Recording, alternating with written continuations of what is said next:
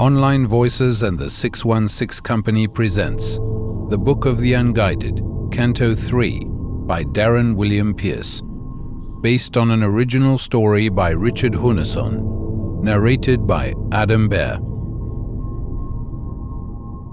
Act 2, Father Shadow. When the heart of the world itself died, or rather when Adam was destroyed, you could feel the change in the very fabric of existence. The foundations on which our world was carried rattled violently, and the darkened sky turned even blacker. We thought it might be the coming of the end, but there was even more to this than what first met the eye. This chaos spiraled around us, accelerated gradually until, all of a sudden, it gave way and petered out into nothing. All became peaceful and calm. It was as though Armageddon had been halted. Someone had put the brakes on and prevented a terrible crash. I had no idea why, how, or what had transpired to prevent the inevitable end. I began to theorize what had happened, and after several theories and ideas, I still wasn't any closer to figuring out why the end of days simply just never came. There was one idea that I had, which seemed interesting and perhaps plausible. Maybe the Seraphim found an alternative way to redress the balance. Was it another heart transplant on a global level? If so, I wonder now who is burdened with the throne of the Tetragrammaton. Who now serves as the pulse of the world? Are we to be relieved or even burdened by this knowledge? Surely it could not get much worse than Adam. These were the questions that drove me, and I knew that eventually we were destined to find out. Regardless, I tried to be a good king. It is not an easy thing to manage, believe me. A monumental task made even harder when you do not have the trust of your people. A people who are drawn into two distinct bloodlines, which are direct descendants of Adam and Eve. I, of course, respected our community and our ancient heritage, yet still, I found them incredibly stubborn. The first man didn't seem all that bad according to the stories I read. He was an average man, who only began to display darker tendencies when he was enthroned as the heart of the world. I suppose that he took his direct orders from the Seraphim at that point, and they had allowed his grim side to flourish for whatever reason. I surmised that humanity's stubbornness came from Eve, my dear mother's lava-like boiling blood. She was a feisty and erratic soul, who swung her mood as violently as she swung her glaives at times. I did love her, though. She was my mother. I hoped she was well wherever she might be, but I never did receive that love I offered back after my father's death. It was always a one-way street after that. I only guessed at why, and it must have pained her to see in me the mirror of the man she had so ardently loved. I studied a lot to pass the time, to learn more about where we came from, what the Seraphim were like, and even more. These are the things you do as a king to avoid the stares and accusing eyes of the people, who plainly do not trust you at all. Did you know that it is documented how humanity managed to branch off from Adam and Eve? I read how they first populated the world. It's amazing how an inbred people did not suffer the various afflictions that happen in such pairings. I often asked my uncle this very question. How is it, uncle, I would say, that when animals mate from the same blood, they suffer all sorts of afflictions and problems? But when the first humans did it, they were spared those issues. He would look at me, smile a little, and repeat the very same answer all the damn time. Seraphim intervention. I suppose that's a valid reply, since in the early days of life, there would be a need to mutate the offspring using outside influence. To ensure that the bloodline did not inbreed and cause incorrect genetic markers to be set, the Seraphim would have been able to change the people so that they could adapt and not worry about adverse effects. It was only a matter of time before life found a way, balancing the world, so to speak. The blood grew thinner and thinner as the planet was populated with enough people and families to make it viable as a living and thriving ecosystem. Once that balance was achieved, the Seraphim removed their effect and allowed life itself to take the proper course and maintain the genetic adaptation. This way, the Seraphim could also maintain the power balance and not create beings that were more powerful than they were intended to be originally. The Seraphim's model created an interesting bloodline, to be sure, one that was not less controllable, since the creators still ensured obedience, as all creators tend to do. I knew I was a descendant of the first bloodline. I could feel the power in my veins. I am up there with them, in the portrayed human family tree, second in line with many of my half-siblings, which sadly are all long gone now since this was 8,000 years ago, give or take a few decades. Even to my mind, I found this hard to fathom at times. Yet, as I think on, I find myself ever curious as to who they were. I know that my mother did not like them very much. But this was no measure, since before my father entered the picture, she only seemed to care for Adam back then. She didn't select Adam to be her companion in life. It was ordained and destined.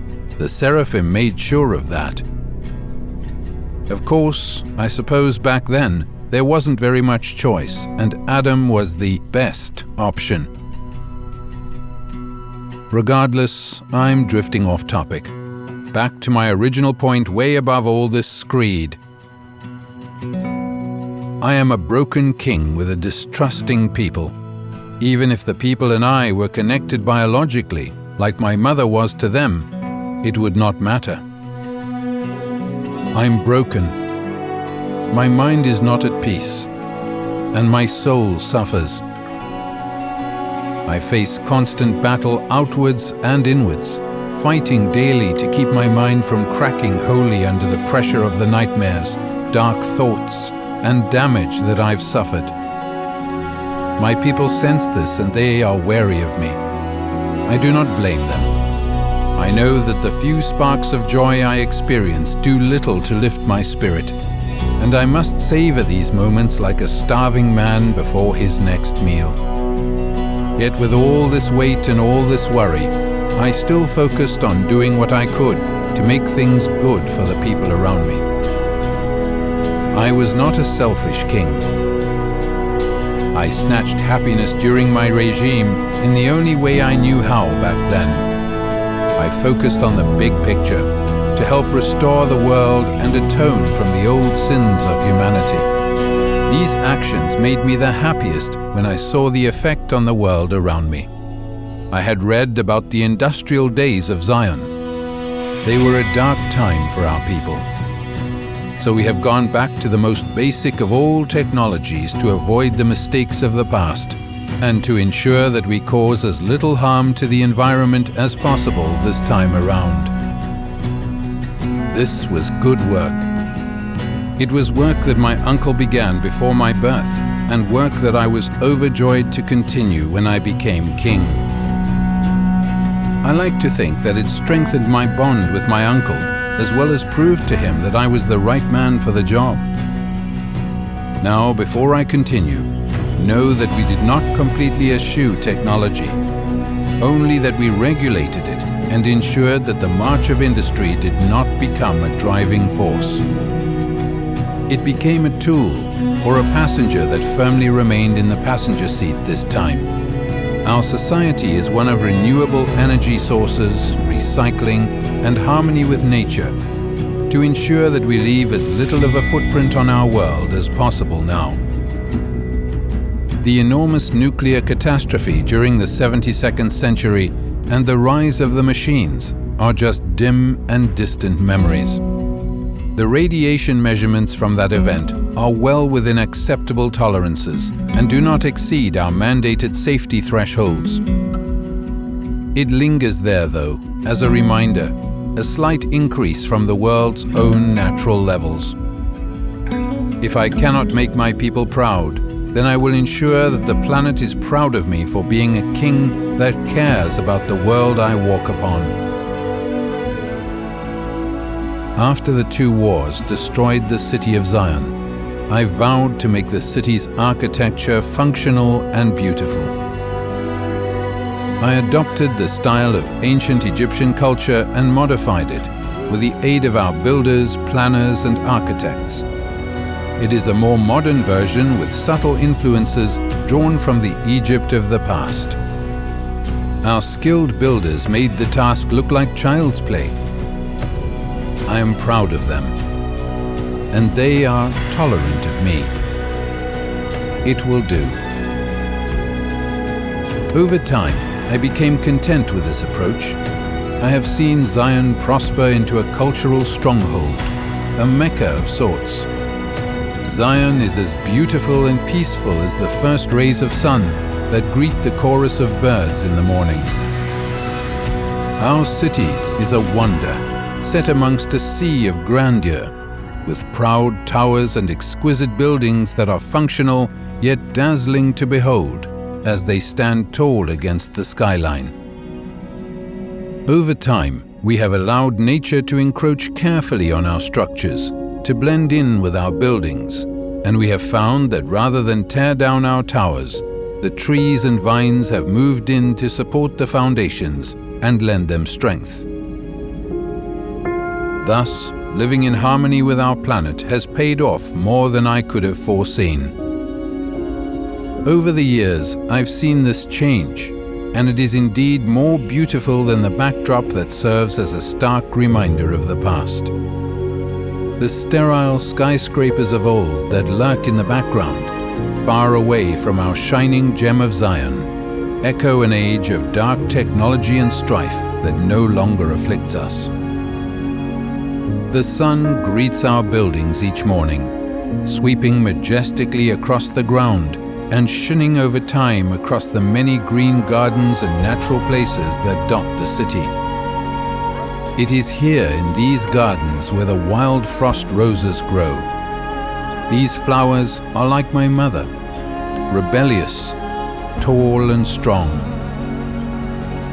The sun pours forth across the many pools and ponds on the ground, where there are legions of black lotus flowers, as well as many animals and insects. The powerful life-giving rays nourish all living things, and for a brief moment as I gaze across the dawn in remembrance, I am oddly content. The black lotus, the old symbol of Zion, as it was. An aquatic water plant, an element of the city as far back as the history books tell. Many considered it a troublesome and nasty weed, which I always think was a bit unfair to such a plant.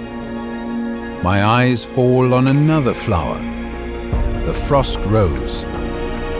And I know the stories about this one too.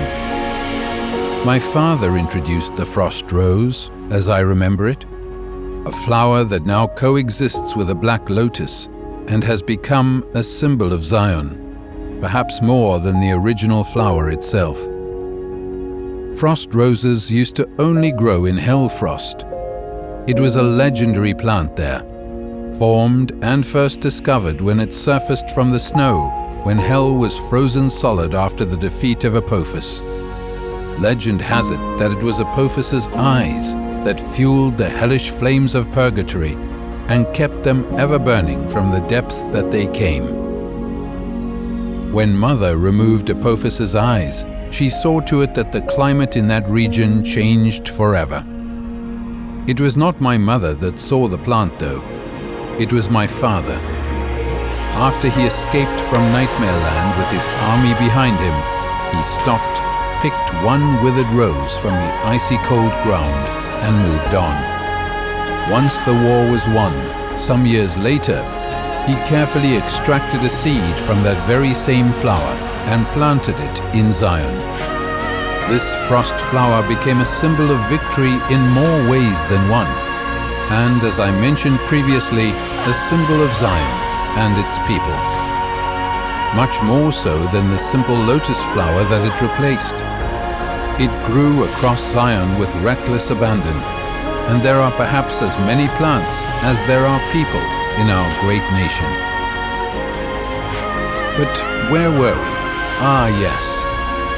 My life was about to change today, even though I did not know it yet. For once, as the dawn came and the sun rose across the city, I saw the beauty in that sunrise, and my mood lifted a little. I dressed and went down to do what I always did. I addressed the Dark Angel army, and once again this proved futile and unsuccessful as usual. After this, I donned the garb of the common folk, something I'd learned about from my father and uncle when they came to Zion a long time ago. It afforded me a unique perspective. I could learn what they thought of me, even the hard and harsh parts, and ensure that I had their friendship without the burden of royal rule upon my shoulders, or the scorn that could come with such if they ever realized who I truly was. Did I hate lying to them like that? Yes, but it was a necessary evil. I needed it to help me balance my broken mind. You see, I would stand in my bedchamber before the great mirror that once belonged to my father, surrounded by everything that I ever had of my father's, and just stare. Who would stare back at me? He would. I'd see him in that slick silvered glass, and my reflection would become that of the man himself. Yet, I was a pale shadow, a figure that mocked the power that my father had, a charlatan who didn't deserve the crown, let alone his bloodline.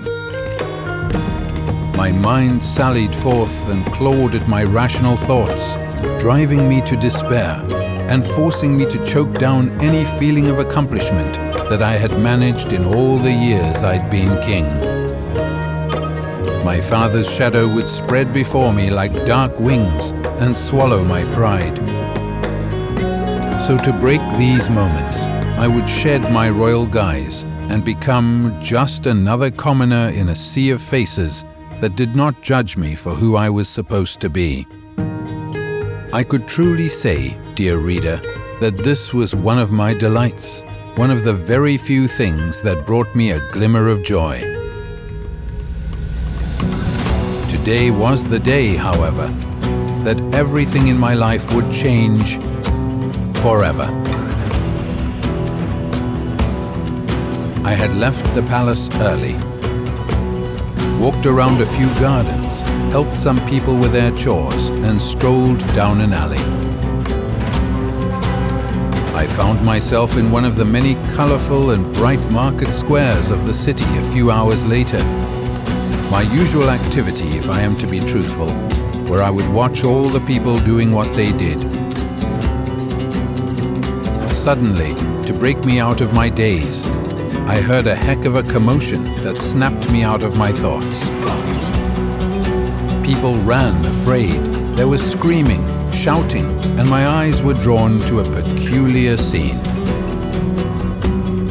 3 hooded and cloaked figures rushed through the square, forcefully shoving people out of the way, knocking goods over, and scattering children in their wake. It appeared to me that one of them was being hunted by the other 2. There was something unnatural about the pursuers. Their gait was not normal. It was almost stunted, possibly mechanical. This hell-for-leather chase was ended suddenly as the quarry turned pulled 2 guns that gleamed in the sunlight and fired. Her cloak flew off at that moment due to the sudden turn, and the sound of the guns echoed in the square. Her enemies were obliterated with such accuracy, such grace, and such fluidity of movement that I could only stand there awe-stricken by the ferocious turnabout this woman offered to her hunters. I should point out that I always walk amongst the people of Zion, cloaked not only in garments that are different, but also by magic that changes the way I look. My father used to do it too. It's a trick I picked up from him. It required focus to maintain, and in this moment, I lost my focus. Without realizing it, I became unmasked. I had many thoughts, but they were all drowned out by the woman herself. I watched her, perhaps longer than I really should. But you must understand that I was shocked by the events as well as her staggering beauty. She was the most beautiful being I'd ever laid eyes upon. And I say this as a matter of fact.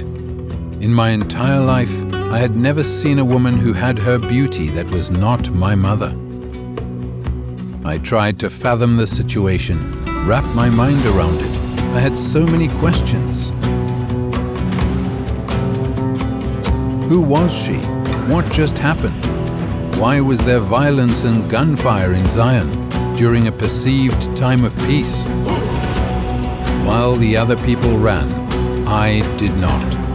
I approached the woman and I had to know more. For a moment, there was a tenseness.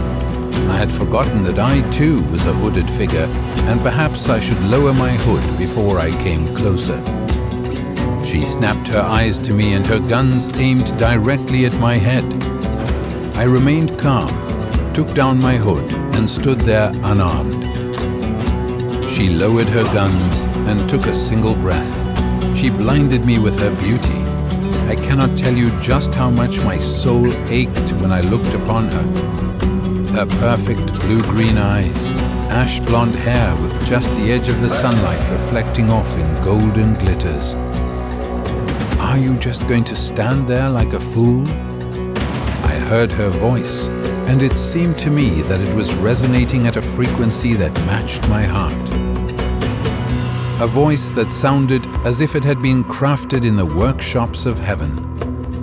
She looked at me as though she knew who I was, but I didn't impress her. Nothing about me impressed her, or she just didn't care that I was royalty.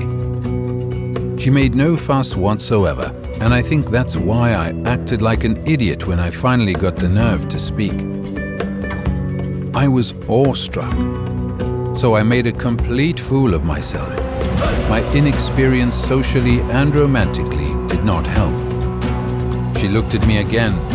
Well, I have never seen anyone more beautiful than you, I heard myself say. You are the love of my life. Where have you been? What? What the hell did I just say? She laughed, shook her head and sighed. Kid, she began, I am too old for you. Find yourself a pretty girl and settle down. Have some kittens or something. This hit me hard.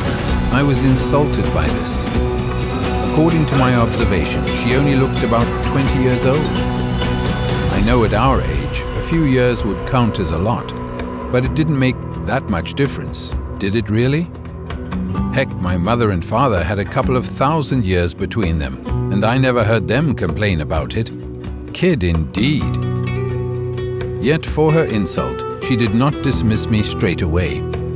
So I learned as much about her as I could. I began to relish in her company, and she seemed to need someone to tell her story to, so I listened. I found out her name was Gaia. Machines tried to kill her or capture her. I heard the story. It was unbelievable, but the proof lay at my feet as I wandered closer to the hooded figures she'd so easily put down. I pulled a hood back and recoiled in horror. "Machines," I whispered.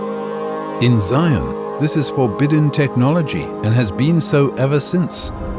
I cut myself off when I saw her listening. I knew that ever since the fall of Sindisiah, robots were forbidden in Zion. I needed to get this information back to my uncle post-haste. With Sindisiah gone, who was really controlling these entities? I made up my mind. I had to examine the old throne room. I was certain the lifeless remains of the machine god were still moldering there. Gaia had said to me that she had a vague idea of who controlled these mechanical beings. A vile being from the past, someone she'd researched recently. This being was not as powerful as Sindisiah. It was more of a commander of sorts, but just as equal in his corruption. Damn. I considered this mere speculation, to be honest. All this time and we haven't seen a single trace of such a creature in our lands. Or heard anything, but still, it was worrying. These assassins had been relentless in their pursuit of Gaia, and she had managed so far to defeat them when they came after her. She'd become extremely skilled at it, as the 2 destroyed robots bore testament to it. "I have decided," I said after I'd heard all of this, "as the King of Zion, to offer you my royal protection." Gaia looked at me with a half-amused, half-irritated gaze.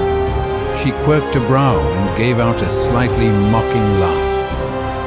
It was obvious from her tone that she recognized my father in me and had a lot of respect for the man.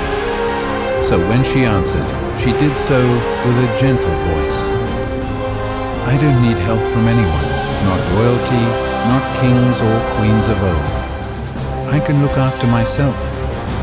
But what I want to do is offer my help, my input. Your Majesty," she paused and then added, "this threatens your kingdom, your people, and I want to help." I nodded my assent and was just glad to spend more time in the company of this truly amazing being. Gaia. A name that could have been spoken by the angels of infinity. I brought Gaia back to the royal quarters in the palace, where I introduced her to my uncle. He was immediately spellbound by the woman's beauty. This was something that upset me and forced an uncharitable confrontation that only caused Gaia to roll her eyes at us both. I told the old man to back off and keep his eyes in his head when I saw him ogle her. I proclaimed that he needed to show some respect and that Gaia would one day be the Queen of Zion, my future wife. I was an idiot, but that's what happens when you're young. We argued for a while, and then he snapped out of his trance. He admitted that perhaps his mind was playing tricks on him, and that he saw in Gaia someone from the dim and distant past. I told the old man that it must be the case and he was to stop it immediately. He complied, and we said nothing more of it. Gaia, meanwhile, walked the halls of my home. She was enthralled by the sheer splendor of the palace interior. She commented on the design and the aesthetic, letting her guard down for a moment, and I saw the glimpse of the woman she was once, before the hardened shell of the warrior covered her. I conveyed my pride in the accomplishments of the kingdom's greatest architects, and I told her how the designs were made. Then we paused, for we had reached the threshold of the old throne.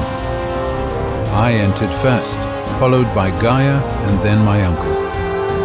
Sindisiah was still there, lifeless and broken, a construct of rust. I stepped closer, with Gaia not far behind, like a shadow to me. I examined the construct and saw that the lifeless optic eyes had not emitted light since the end of the war. So, these new machines must be originating from somewhere else. But where? Gaia paced around like a hunting cat, and began to explain once again the tale of this biomechanical being from our past. A second in command to Sindasaya, a being who was thought to be destroyed along with the annihilation of the machine god. Her tale sparked my uncle's interest, and he informed me that her words made sense. My uncle spoke about a being from the past of Zion, a hooded giant with one red eye. He remembered quite distinctly. He recalled the tales, frightening things where the monster would rip the hearts out of human soldiers like it was plucking apples from a tree. This red-eye monster was an excellent killer. It turned death into an art form and excelled at it. If Gaia was right, then this was a dark omen indeed. I might be young, but these were my people, and I was not going to sit idly back and watch them get harvested. A second coming of machines if Gaia was correct. This was not going to happen. So I made the call. I asked for an investigation into the following by judgment. I wanted background checks made on all the old robot engineering families to eliminate any allies or alternative possibilities.